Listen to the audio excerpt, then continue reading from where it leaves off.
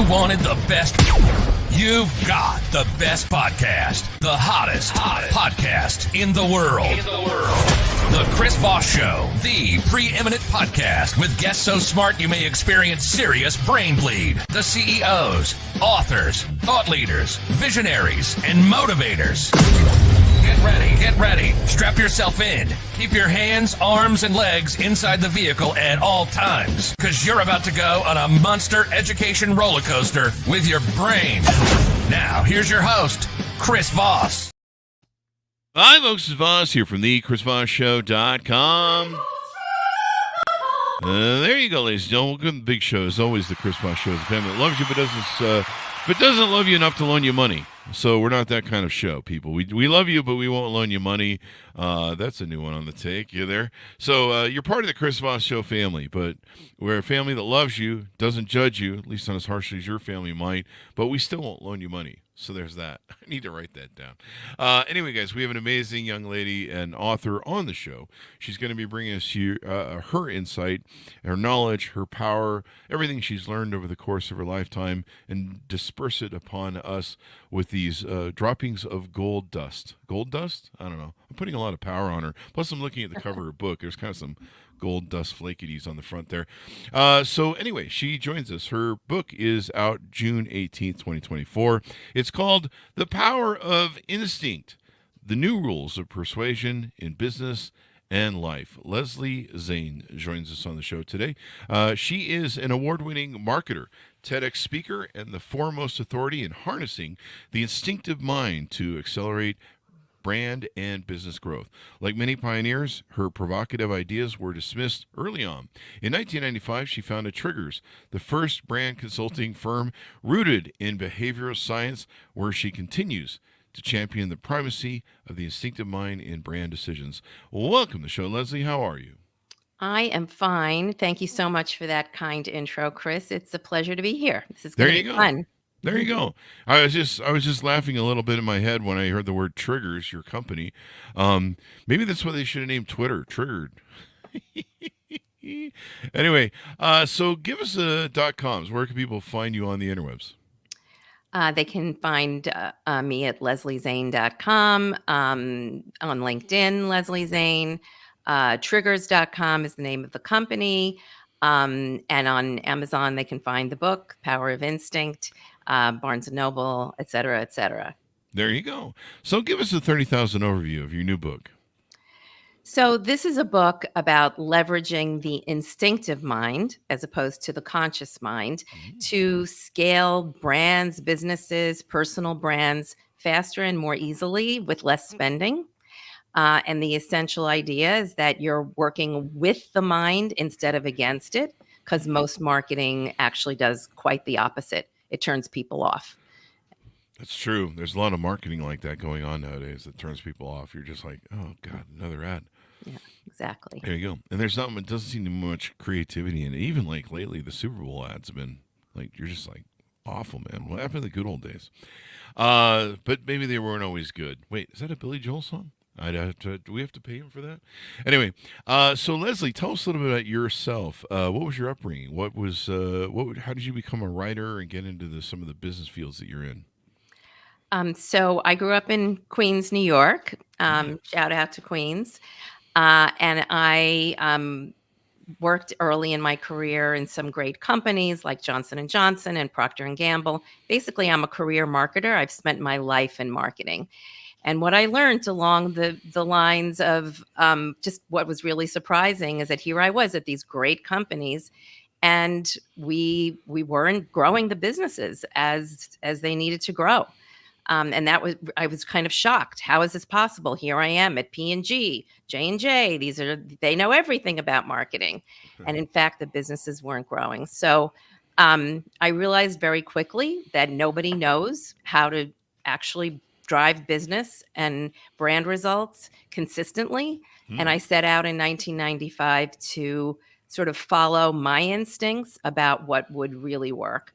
I had these different ideas from everybody else. I thought we were over promoting, over discounting, barraging people with messages, and doing these things kind of to buy people's sales as opposed to get them to instinctively connect with brands and want to buy them automatically.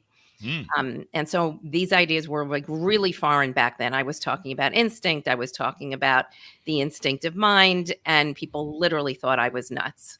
Um, Well, you had a and good instinct for it. See what I did there? I mean, I turned out to be right, but the science really didn't come out until many years later. And so it was very much pushing a rock uphill.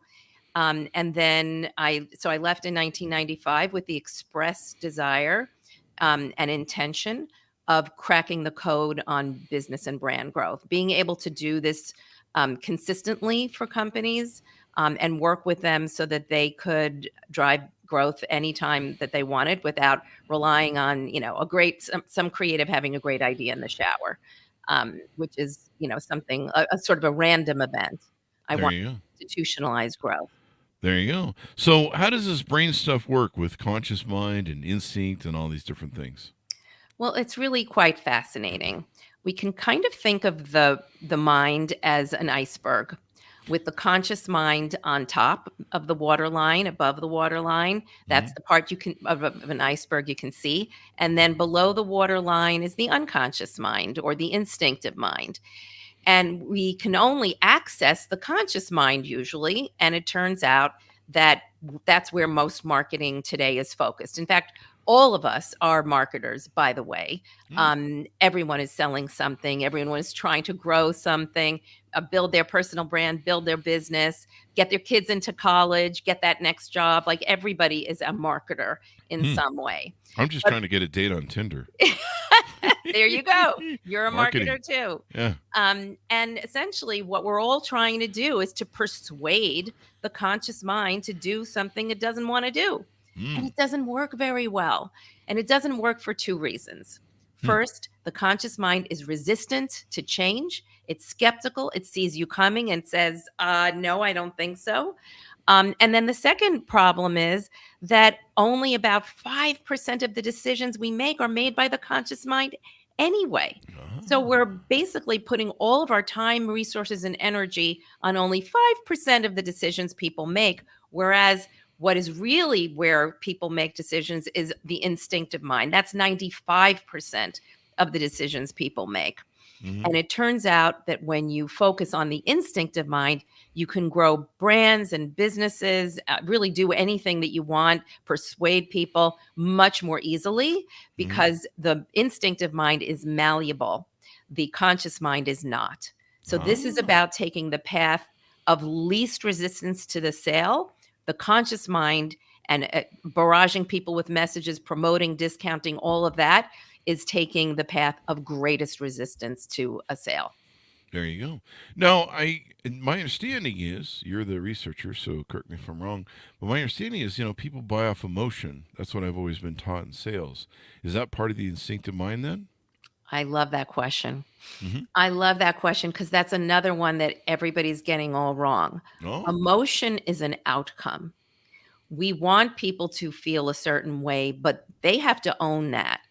And the mistake that the whole industry has really made is that they've developed these advertisements and positioning directions that have emotion in them.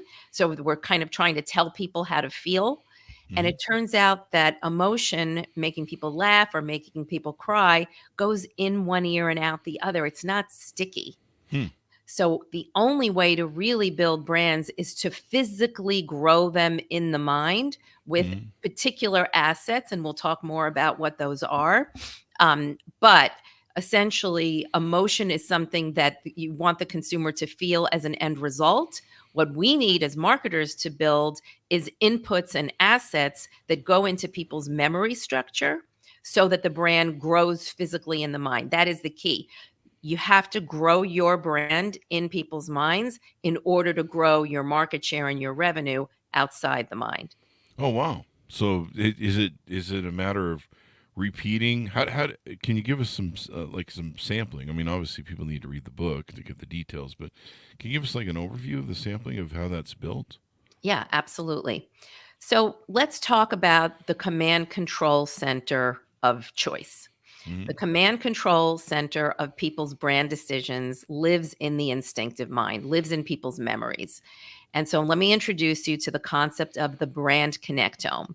There's Mm. actually a model behind me, a three-dimensional model of what a brand looks like in people's minds, that orange object.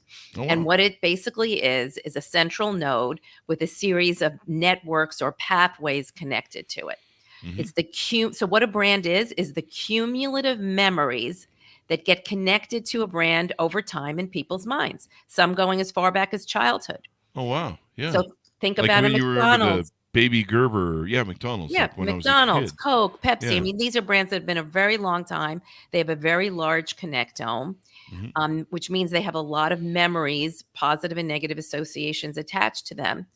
And there's essentially three rules of how you build a brand connectome and what you need to do to keep it healthy.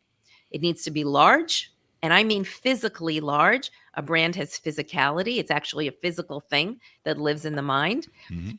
Two, it needs to have a lot of positive associations, not a lot of negative ones, because negative associations hold back growth. Mhm. And then third, it needs to have distinctiveness or clarity, which is very different than uniqueness, which again we'll talk about later. But those are the three rules: large, positive, and distinctive. So if you agree with me, and if we agree, like those are the only three things that matter for growing brands, it means that a lot of the things that businesses are doing today are actually going against the brand connectome and making business shrink and making brands shrink in the mind instead of making them grow. There you go. There you go. That's pretty amazing. I mean, it makes sense. When I think about what you're talking about, when I think of all the brands that, the imprint of McDonald's when I was a kid, my mother would take us there.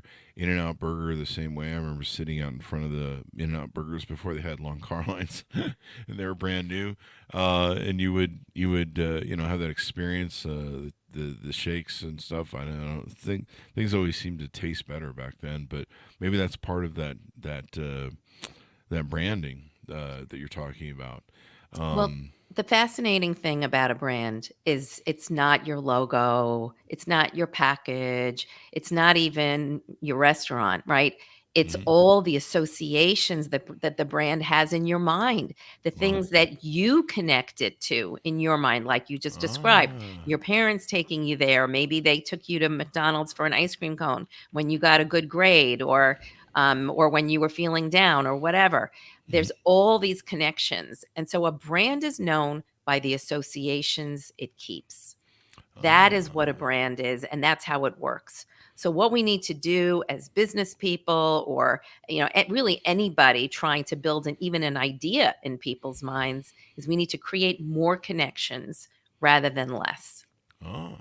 And so, how do we connect more? I mean, some people might say, "Well, we'll just run more ads." How do we connect more?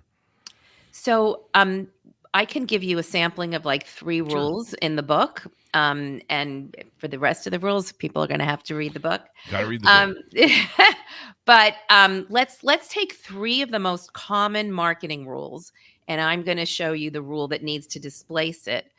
So think about the 1950s and 60s, the Mad Men era. Hmm. All of that was focused about trying to convince the conscious mind to change what they're doing. Hmm. But that's what we thought back then, that's how the mind worked. So the rules of marketing were created for the conscious mind. What I'm saying is those rules are going to get us in trouble because the instinctive mind, which makes 95% of the decisions, works differently. And so it needs a new set of rules. My book is essentially the old rules versus the new rules, and the new rules that have to displace it so that you get greater success. So let's Oh. take the first rule. One of the first rules you learn in marketing is that uniqueness is the key to success. Stand out, be the purple cow, differentiate or die. Ah. Now, if you were following this approach and you were, let's say, a bottled water brand, you would never show a snow capped mountain or a babbling brook or a waterfall or a stream or, pristine green fields with rivulets going through them. You would never do any of that. because, in fact, you probably wouldn't even use the color blue, because you're thinking, that's too cliche, that's too generic, that's what everybody does. But it turns out those babbling brooks and snow-capped mountains are filled with positive associations that are very meaningful in our instinctive mind and very meaningful in our memories. And so why would you throw out the snow-capped mountain? Snow-capped mountain means pure, pristine, eco-friendly, all of these positive associations, untouched by human hands, water from the glaciers. You want those positive associations. So what you want to do is, instead of throwing out the snow-capped mountain, saying, I can't do that because it's familiar, you take the snow-capped mountain, you render it in an abstract design the way Aquafina bottled water did on its packaging. And now you're creating a distinctive version of that snow-capped mountain that your brand can own. Oh. So the new rule is familiarity is actually more powerful than uniqueness, and distinctiveness is best of all. That completely goes in the face of what we've been taught as marketers, because everybody in the marketing and advertising industry is focused on uniqueness and standing out and creating things that look like they came from Mars. But in fact, those things end up turning people off, because the human brain is hardwired to connect with the familiar and reject the unique. There you go. So there's a lot that goes into it, but you simplify it for us so that we can understand it and we can figure it all out and utilize it. And of course, people need to read your book to get the full details.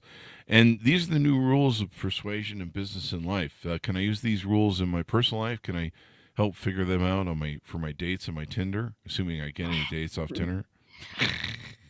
Well, you can absolutely build your personal brand, and you can build people's perceptions of you using these exact same techniques, because everything is a brand.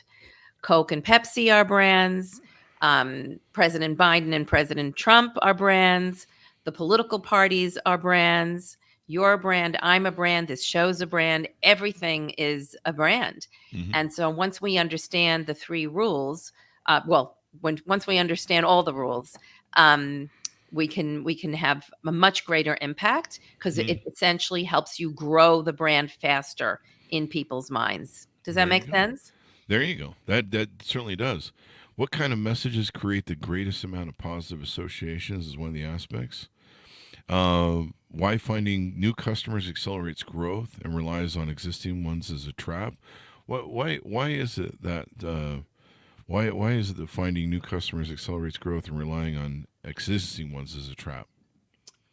Well, I love that question as well, because most companies think that they should mainly cater to their existing customers. In fact, I read a recent Gartner survey that said 85% of CMOs were going to spend their time focusing on existing products and selling them to existing customers.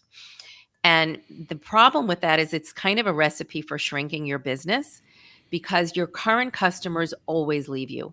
About half of every franchise leaves every year, which is a startling statistic, meaning there's churn in every franchise. And so if you're not constantly replenishing that leaky bucket, you're going to end up declining in the coming year. Your growth is going to decline instead of increasing. So what we say is your existing customer is a trap. Your new customer is really the opportunity for the greatest growth. And your new customer is going to be where you also learn what's holding you back. Because if your new customer isn't using you, because they're obviously not a customer yet, they invariably have some negative associations that are standing in the way of them coming over. Your current customers aren't going to tell you that. So it's super useful to understand and spend time with the people you don't have, and understand what's holding them back, those negative associations, because only then can you develop strategies and communications that take down those negative associations and bring people over. Wow. Another thing you talk about is why emotional stories are not enough to drive trial and long-term brand loyalty. So emotional stories like those, like they do those stories that make you want to cry. Sometimes, it's got the puppy in it and that sort of thing. And, like, what was that Coke commercial where We Are the World or something that everyone sing in the 70s or something? So those emotional stories are not enough to drive trial and long-term brand loyalty. Yeah, they're just not. We talked about that a little bit earlier, that essentially making people cry, or making them laugh, it kind of goes in one ear and out the other. But what does stick is distinctive brand assets. So let's talk about that. A distinctive brand asset is a code or a cue in any of the five senses. A good example is the snow-capped mountain. That is a succinct code or cue in any of the five senses. That one's a visual cue that is so packed with positive associations and in meaning that we already give it in our minds, that it goes into memory structure faster, and it makes your brand expand in people's minds faster as well. So that is how you actually need to build your brand, through verbal triggers, through visual triggers. These are the things that actually get lodged in people's minds and end up growing brands. That's your toolkit, so to speak. There you go. Build your brand. Make it smarter and all that good stuff. What are some examples maybe of you've seen of people that have really successfully used your techniques and stuff in the thing? Do you have any stories we can pull that you can disclose? Well, I can't talk about my clients, but what Yeah. I can talk about is the people and businesses that are using these techniques already. Some of them do it almost by accident, but they're just really, really good at it. What I've done is created a system for those things that are random events and making them institutionalized. But let's take Taylor Swift. If you were a country music star, you would think that you should, and you followed the rules of marketing, which basically say that your brand can only stand for one thing, because that's the old rule. Your brand should stand for one thing. And if you were Taylor Swift, you would only stick to country music. You would have, a very professional relationship with your fans, the same way everybody else does. And you wouldn't stray from that country music sound, because you would be afraid to turn off your current audience and go into something new. Maybe they won't like your new sound. Maybe they'll be turned off. Maybe they'll think this doesn't fit with who you are. But Taylor Swift did not do that. Rather, what she did was she explored her own creativity. She did pop music and folk music and dance music. I mean, she's really done a little bit of everything. And little by little, she expanded that brand connectome with more and more branches. She also has sort of a multiplicity of relationships with her fans, not just on the professional side, but she almost gets to know them like personally. People call her mom. They think they're her friend. They think they know her. They have dreams about her. I mean, it's really like a multiplicity of connections in the mind. Yeah. And so Sounds a that bit brand, sounds a bit stalkery though. it's a brand that just keeps growing and growing and growing. And it's because she has so many connections in the mind. So that's a perfect example of one of these rules. The new rule being, have as many associations and as many connections as you possibly can, because that's how you get to be large and positive in people's minds. There you go. Yeah, I mean, and I imagine her lyrics of her songs generate different emotions that maybe connect people. I don't know. Is that 100%. And she also keeps reintroducing her old music to new generations while she's expanding her new music.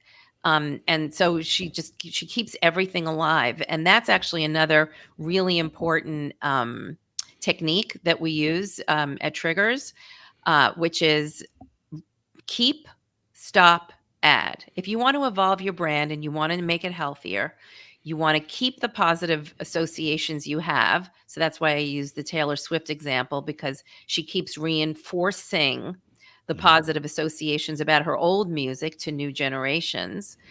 stop the negative associations that are, not helping you, and then add the new positive associations through growth triggers like the snow-capped mountain, etc. Mm-hmm. And that's how you bring new people in, and that's how you always keep your brand alive. If your brand is not constantly growing, essentially it's going to be dying. Yep. If it's not growing, it's dying. The whole is true in the book there. 100%. Definitely, definitely. So final thoughts as we go out, tell people where to pick up the book. Yeah, so I would say, look, there's an amazing opportunity for everybody here. Instinct is the most powerful force for changing human behavior, and harnessing it is the key to really growing anything faster and more easily in people's minds. And that's the secret to success. And it literally applies to anything and everything.